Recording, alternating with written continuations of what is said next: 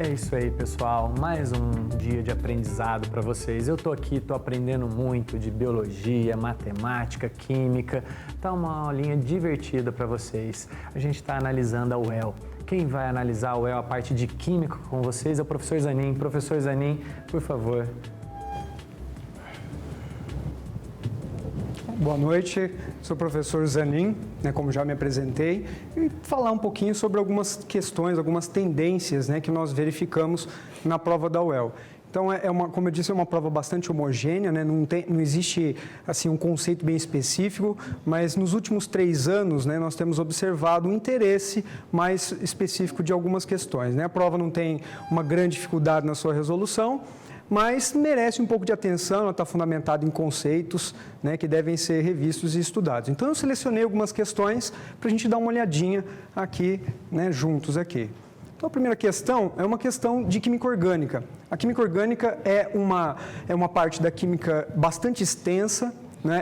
Nos 3 últimos anos, nós encontramos questões sobre isomeria, que é uma parte da química orgânica, e aí eu coloquei uma questão que serve como uma revisão, de forma geral, sobre esse assunto, que é bastante comum em outros vestibulares também, tá ok? Então, vamos lá dar uma olhadinha na questão, olha lá.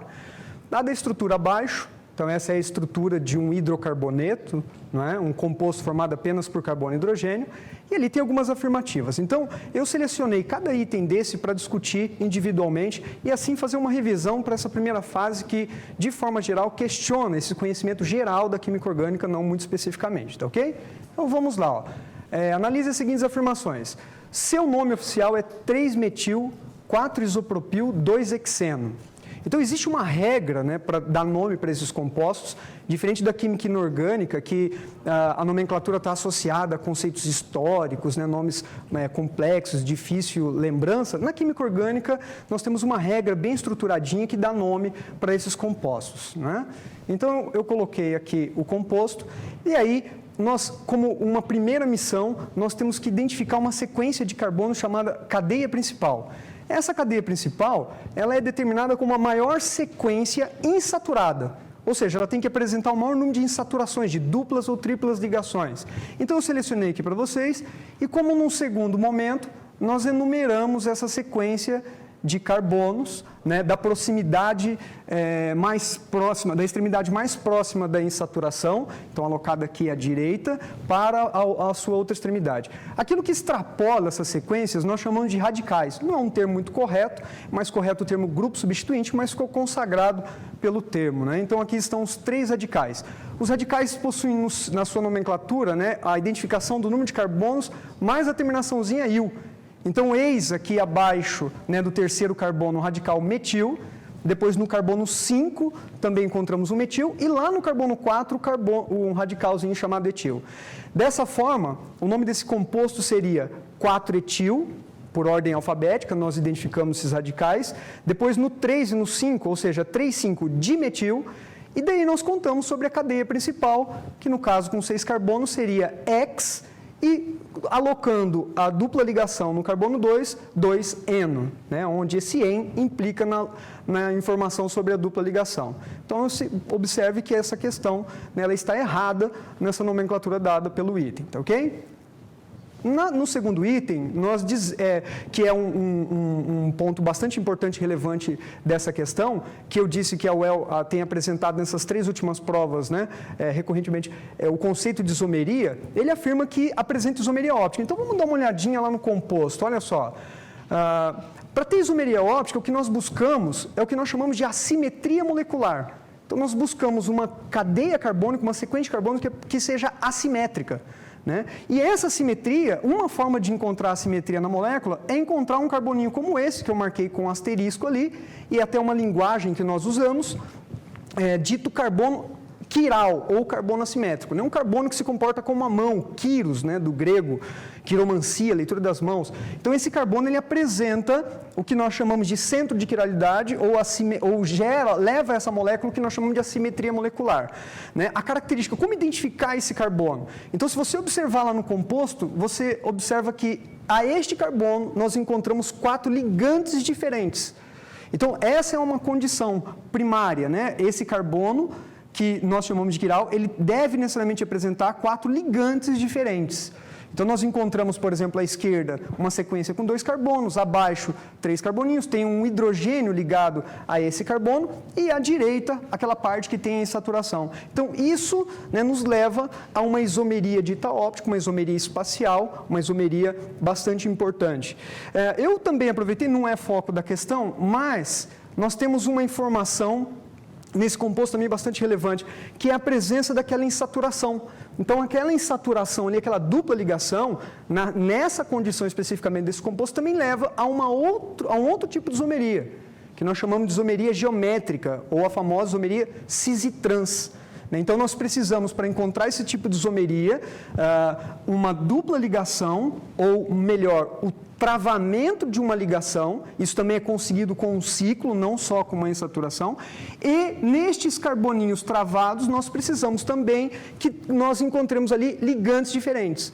É o caso do carbono à direita, que apresenta um hidrogênio e um CH3 ligado, e o carboninho da esquerda, que apresenta um CH3 mais todo o outro agrupamento. Então, além da isomeria óptica, nós encontramos ali também isomeria geométrica cis e trans, não é? Então, o item, ele é correto, ele é verdadeiro, tá ok?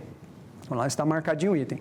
O terceiro item da questão, ele levanta uma que nós chamamos de classificação geral dos compostos orgânicos. É bem relevante, isso aparece em muitos vestibulares e a UEL também aprecia esse tipo de classificação, tá ok? Então, a cadeia carbônica, ela recebe algumas classificações, como, por exemplo, aqui, diz que a cadeia ela é aberta. Isso, ela é aberta. Toda vez que uma cadeia carbônica apresenta extremidades, ao menos uma extremidade, né, ela é dita uma cadeia aberta. Ela pode ter uma parte fechada e uma parte, né, que extrapola, ou seja, tem uma extremidade, ela é chamada de mista. Mas essa cadeia, sim, é aberta. Diz aqui que a cadeia também é insaturada, o que é verdade quando nós encontramos uma insaturação, quer dizer, uma dupla ligação alocada entre carbonos. É importante salientar que essa dupla deve se encontrar especificamente entre carbonos, não entre carbono e oxigênio ou qualquer outro átomo que não seja carbono. Diz aqui que a cadeia é homogênea. Então, dizemos que uma cadeia é homogênea quando entre carbonos nós não encontramos um átomo diferente de carbono. Essa é a condição. Então, existem algumas funções químicas, como o éter, como a amina, como a amida, que apresentam no meio da estrutura, na sequência de carbonos, um átomo diferente de carbono. Nós dizemos ser um heteroátomo, né? Um termo bastante importante para nós. E, por fim, diz ali que a cadeia é ramificada, o que é verdade, porque aqui nós encontramos vários carbonos que extrapolam uma sequência. Nós já vimos, nós já demarcamos a sequência, a cadeia principal, e aqueles radicais, literalmente, são que ramificam essa sequência de carbono. Então, o item também é verdadeiro. O próximo item diz que essa cadeia apresenta o radical etil ligado ao carbono 4. Bom, nós já verificamos, e eu coloquei aqui novamente, que lá naquela cadeia que nós identificamos lá no comecinho, no primeiro item, nós tínhamos sim um radical etil ligado lá ao quarto carbono dessa cadeia principal. O item também é verdadeiro, né? E por fim, é uma classificação bem simplesinha que também se faz sobre os compostos orgânicos, que está em função do número de vizinhos que cada carbono nessa estrutura apresenta. Então, nessa sequência de carbonos, nós encontramos, olha só, 5 carboninhos que apresentam ao menos ou pelo menos um único vizinho, outro carbono. Então, carbonos que apresentam no máximo um vizinho carbono são chamados de carbonos primários. Os secundários, da mesma forma, né, por uma analogia, seriam aqueles que apresentam 2 vizinhos carbonos. E os terciários, aqueles que apresentam 3 vizinhos carbonos. Então, sim, a cadeia carbônica apresenta 5 carbonos primários, 2 carbonos secundários e 3 carbonos terciários, ok? Bom, alguma dúvida, os senhores? Eu gostei muito da questão que foi elaborada para a gente.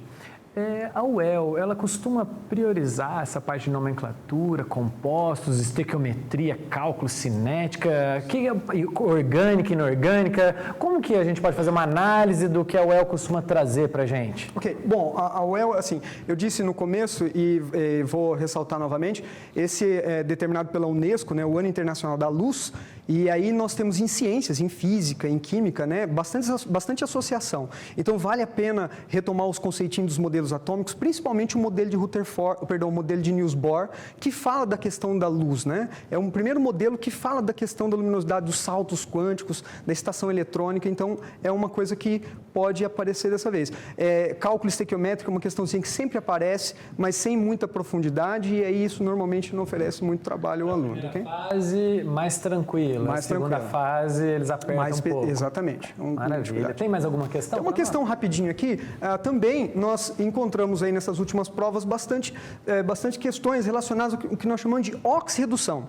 Então, dentro desse conceito de oxirredução, o professor Trico falou da oxidação da glicose, né, da quebra da glicose. Não é feio falar não, professor. O importante é ser compreendido, e foi muito bem compreendido. Então, nesse processo de oxirredução, um assunto muito importante é o que nós chamamos de pilhas. A pilha, não só a pilha, mas também a eletrólise.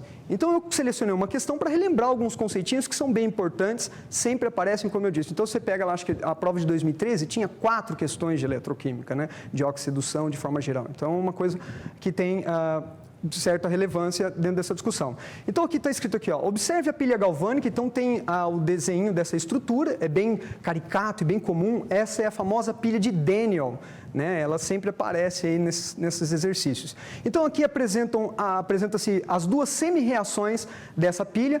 Ele oferece aqui o que nós chamamos de potenciais, né? Então, são valores que demonstram essa vontade, esse desejo que o elemento possui de sofrer oxidação. No caso, são semi-reações de redução, né? Então, você observa o zinco e o níquel recebendo elétrons nesse processo. Então, quem recebe reduz, né? Nós usamos o termo, e ali está o potencial. Então, a leitura. O potencial de redução do zinco é menos 0,76 volts e do níquel, menos 0,25. Então, nós costumamos dizer que quem tem o maior potencial tem, efetivamente, a vontade de sofrer o processo. Então, sendo o níquel aqui, né, tendo o níquel com maior potencial de redução, o níquel, nesse processo, vai sofrer redução. Consequentemente, o zinco vai sofrer o processo de oxidação. Daí nós associamos, né? Quem sofre oxidação perde elétrons, é dali que sai o fluxo de elétrons nesse dispositivo na pilha. Quem sofre redução recebe elétrons, né, esse elétron que sai, então, do zinco, aqui no caso, que vai perder elétron. Quem recebe elétron nós chamamos de cátodo, que recebe um sinalzinho por convenção positivo. E quem perde elétron, no caso o zinco, é o ânodo que recebe por convenção um sinalzinho negativo. Então, eu coloquei, rapidamente aqui, os itens dessa questão, que aqui diz o seguinte, olha, ao se fechar o circuito haverá um fluxo de elétrons do eletrodo do níquel por zinco. Não, ao contrário, porque o zinco vai oxidar, então o sentido é do zinco para o níquel. 2. O eletrodo de níquel será o cátodo. Sim, quem reduz, né, é o cátodo, corresponde ao cátodo, então é verdadeiro.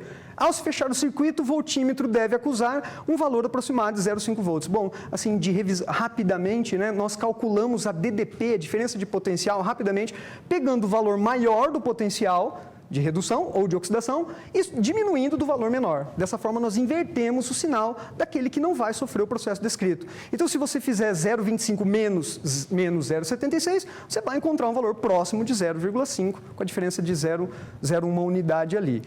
E 4, os cátions da ponte salina migram do recipiente contendo a solução de zinco ou de nitrato de zinco.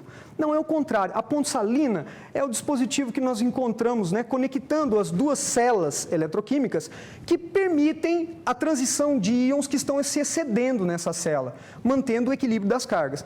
Nesse caso em particular, o fluxo de íons vai ser exatamente ao contrário. Então, nós vamos ter, como o zinco estará oxidando, aumentando a concentração de zinco aqui, ele tende a migrar para o lado de lá e não ao contrário, como o item sugere, ok? Então, as afirmativas corretas aqui correspondem somente ao item 2 e 3, tá certo? Eu espero que tenha sido, né, útil essa pequena informação. Maravilha, professor. Essas são algumas das questões de química que são cobradas na UEL. O professor Zanin elucidou para nós com muita propriedade. Daqui a pouquinho a gente volta com as questões de matemática.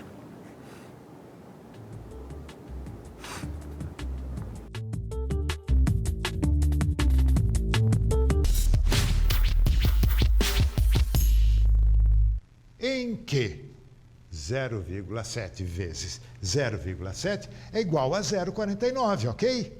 Ok. Até amanhã e estudem de novo em casa.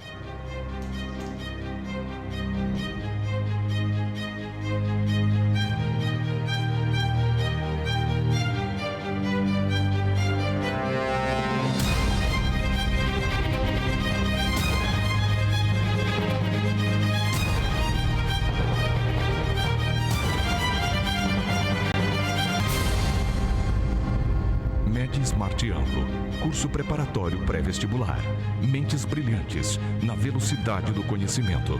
Matrículas abertas, vagas limitadas. Acesse medsmartanglo.com.br. Univil EAD, o mais novo show de conhecimento e tecnologia. Ensino à distância com a mesma qualidade de uma das melhores universidades do Brasil na avaliação do MEC. Você tem 24 horas de conhecimento na melhor plataforma do Brasil. Cursos superiores de graduação, pós-graduação e MBA. Cursos técnicos de capacitação e também temas livres. Univil EAD. Você pode mover seu futuro. Quer fazer um ensino médio forte para depois se dar bem no Enem e entrar nas melhores universidades do Brasil? Conheça Ensino Médio Fortíssimo Anglo-Londrinense. Uma escola com a força do leão. Acesse anglolondrinense.com.br. Para mais informações, 3375-7555.